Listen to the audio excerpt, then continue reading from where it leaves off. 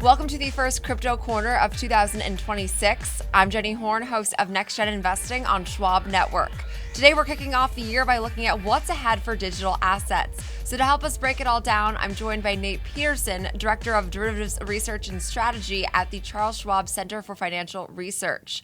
Nate, I wanted to start off with a shift we've seen late last year from the big banks. Bank of America now allowing advisors to recommend Bitcoin ETFs. Really, how big of a change is it when we see crypto becoming part of a standard allocation conversation? Yeah, good morning, Jenny. Potentially, I think this is very significant. If you go back to just the inception of Bitcoin and a lot of the bulls, one of their, if not the largest pillar that they have in their thesis is that if you get this mass adoption of Bitcoin on the retail investor side, meaning they add some percentage, 1% even, of their allocation goes to Bitcoin, then what would that mean for the price? And obviously, they have bullish forecasts that may translate into that potential outcome. So recently here, Bank of America says, that our wealth advisors can now proactively recommend 4 of the most liquid Bitcoin ETFs to their network of over 15,000 wealth advisors that they have out there. And so if you look at the evolution of how Wall Street has basically gradually begin to, warm up to the potential for putting Bitcoin into your portfolio. BlackRock, of course, I believe was the first one. They currently recommend 1 to 2%. Morgan Stanley up to 4%. Fidelity 2 to 5%. And this is all for suitable clients, obviously. So it's not for everyone. There is certainly higher beta when we're talking about Bitcoin or crypto in general. But then now you have Bank of America 1 to 4% for those suitable clients.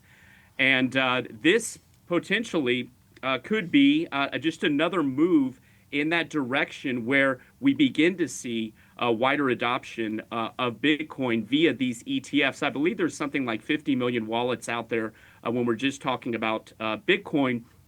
And so the potential for having more and more retail clients go out there and add this to their portfolio could be, higher prices for Bitcoin in the future.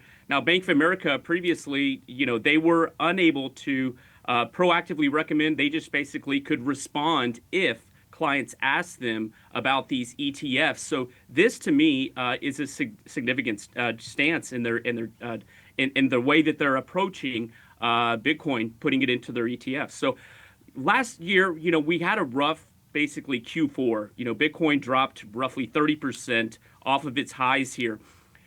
There were a ton of bullish potential theses that were embedded into what's going to happen with crypto and with Bitcoin in general. Of course, this is one of them. But as we begin to see wider acceptance among the big banks and the wealth advisors, perhaps we were a little bit early, and maybe we begin to see wider adoption and more retail participation within Bitcoin. So 2026 could be a significant year in that regard. Okay, so let's stay on Wall Street. Morgan Stanley just filed for Bitcoin and Solana ETFs, joining, of course, this already pretty crowded field. Why are these major firms still launching new crypto products, and what really does that tell us about where we are in this overall adoption cycle?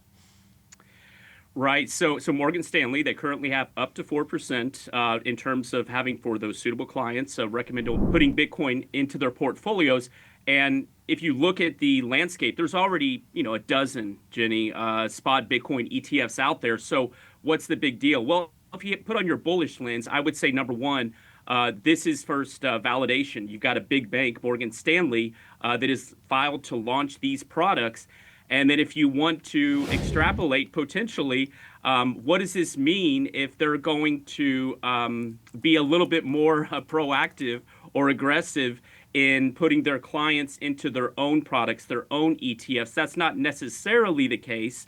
And by the way, just because these wealth advisors are able to proactively recommend, it doesn't mean that the retail investor is necessarily going to say yes, but it's just a step in that direction. So with Morgan Stanley making this announcement, number one, validation. Number two, perhaps this speaks to how aggressive they're going to be when they have those conversations with their clients. So again, I would view this as an incrementally bullish step.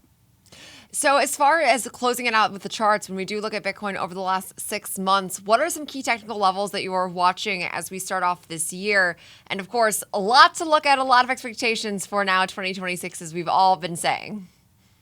Yeah, no doubt. So let's pull up a chart of Bitcoin here and take a look.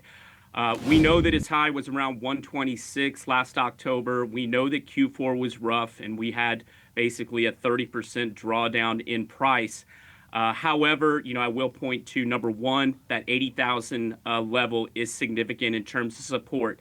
That held. We attempted to rally in late November, early December, came back, and as you can see on the charts here, roughly 85,000 to 95,000 were in this consolidation range on the Bitcoin chart.